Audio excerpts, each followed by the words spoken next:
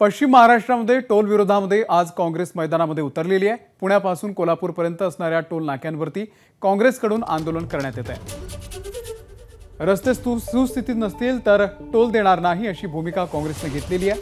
साताऱ्यामध्ये Taswade toll नाक्यावरती Prithviraj Chavan यांच्या नेतृत्वात आंदोलन करण्यात येत आहे। कोल्हापूरच्या किणी टोल नाक्यावरती सतेज पाटील हे आंदोलन करतात। इकडे शिवापूर टोल नाक्यावर देखील आंदोलन सुरू आहे।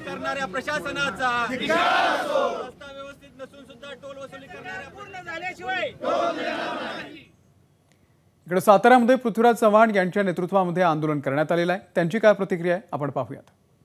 नॅशनल हायवे अथॉरिटीचे काही कनिष्ठ अधिकारी इथं आलेले आहेत, त्यांना काही अधिकार नाहीत, पण माझं कोल्हापूरच्या वरिष्ठ अधिकाऱ्यांशी बोलणं चालू आहे। बंटी पाटील तिथे कोल्हापूरला आहेत, त्यांनीही काही आपल्या मागण्या मागलेल्या आहेत। आमची स्पष्ट मागणी आहे की हा सर्व्हिस रोड संबंध पुणे ते कोल्हापूरचा सर्व्हिस रोड तुम्ही ताबडतोब रिपेअर केला पाहिजे।